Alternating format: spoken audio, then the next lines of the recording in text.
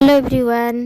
आज आम अमृतभंडार गोटे संतुला बनैबा जोटा कि माने खाइबा को पूरा चटपटा लगे। आपन को बिल्कुल भी लगभग आप अमृतभंडा खाऊँ बोली माने टेस्टी संतुला गोटे बनैबा। जो मैंने अमृतभंडा खाती से निश्चय भल लगे। जो मैंने संतुला ना शुणी नाक टेकती। ये देखो मो अमृतभंडा को नहीं जाइए चोपा छड़े काटी नहीं जाइए। आलू ए दुईटी दबा। ये मुझे दुईटी अमृतभंडा और दुईटी मीडियम साइज आलू नहीं भल से चोपा छड़े सेम सेप्रे काटिकी लुण हल्दी पकईदेली प्रेसर रे। तापर ये देदेबा दुईटी टमाटो और अल्प टिके चीनी। जेहेतु कंचा अमृतभंडा टिके खार अंश थाए तो अल्प टिके चीनी देले टेस्टा बालांस हुए। और दुईटी टमाटो देइछि कहीं खाइबा को टिके चटपटा लगे। ये गोटे हुइसिल दबा आमे हाई फ्लेम रे। गोटे हुइसिल रो पूरा सबू एयर बाहर जाके आमे ताको छाड़ी दबा।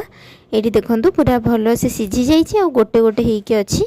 जहाँद्वारा कि यही स्टेज एमती ही रखिले अमृतभंडाटा खाइबा को भल लगे। बेसी सिझी गले से पूरा भर्ता टाइप रो हो जाए, बिल्कुल भी भल लगेनी।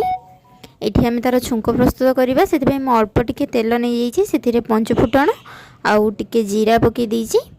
तापर ये मु रसुण 4-5 पाखुड़ा आउ कंचा लंका दुईटी को छेचिकी रखी से छेचा को ऐड करदेवी। तापर छेचा को भल से भाजिबा पूरा तेल रे पूरा छुंकटा भल से जमती एब्जॉर्ब हम ना। रसुणटा आम जदि कंचा रखा ताहले छुंकटा सेते भल बास्ना हेनी। तापर एपटे मुझे जो टमाटो दुईटी पकई ना गोटे गोटा पकई तो खाली मझीरू टिके कट लगेगी सेटा पूरा सिझी जाइए। हाथ में स्माश करदेवी स्पून साहाय्य से जो थे मु रसुण छेची ना से रसुण लगी मुझे ही स्माश कर दूची। तापर आम से टमाटो को ये ऐड करवा। आमर रसुण भल से भाजी हो गले बहुत ही कम तेल यूज करछि कहीं जेहेतु आम हेल्दी जिनस बनाऊे तो अधिका तेल देकी अनहेल्दी कहीं करवा। ये मुझे आमर जो टमाटो स्माश करी सीझा टमाटो आपड़ एमती यही प्रोसेस रे बनइबे। आपणकर अमृतभंडा संतुला खाइबा को बहुत ही टेस्टी लगे। थरे निश्चय ट्राए करेंगे और केमिति लागिला रेसिपीटी निश्चय कमेंट रे जणेबे। ये देखो आमर टमाटो भाजिला भितर आमर जो हेमदस्तार जो लगी बाकी ताकू मु टिके पानी साहाय्य धोईकी दे दउची छुंगरे। तापर आमे ताकू भल से भाजिबा। एठी मु मसला रे टिके ऐड करी हल्का टिके लुण। आमे अमृतभंडारे लुण पकई थिली एठी खाली मसला पई अल्प टिके लुण आउ हमर लंका काश्मीरी लंका गुंड टिके। जेहेतु आमे कंचा लंका देइछे तो चिली पाउडर दबानी नहले कंचा लंकाटा आपण खाइले देह पई भल। चिली पाउडर टिके भल नुह तो मेठी चिली पाउडर देइनी एटा काश्मीरी चिली देइछी खाली कलर टिके हल्का कलर आसीबो। आउ एठी मसला को भल से पूरा भाजी देवी। देखंतु पूरा भल से जमती तार बास्ना गोटे बढ़िया बास्ना आसीबो। तापर एटी पूरा ड्राए हो गला पर मसला आमर जो अमृतभंडा आलू सिझा थिला ताकू ऐड कर दबा।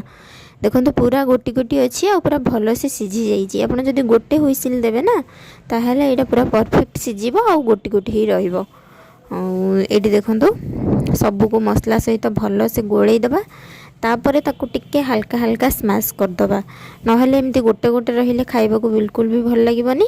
आपण निश्चय चीनी टिके हल्का ऐड करिवे नहले माने प्रॉपर टेस्ट आसीबनी।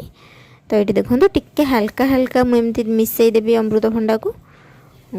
तापर आमर देखो केते टेस्टी आ लुक रे केते सुंदर देखा जाउछि आ बहुत ही टेस्टी संतुला गोटे हेल्दी वाला संतुला रेडी हो गला। आपन को हॉस्पिटल मध्ये देई परिबे जो माने खाउ नथिबे मसला तो एथरे किछि भी मसला यूज हेनी। एठी देखंतु धनिया पत्र खाली लास्ट रे पकई देली आउ तापर हमरा रेडी हो गला गोटे हेल्दी वाला संतुला। केमिति लागिला रेसिपीटी निश्चय जणेबे।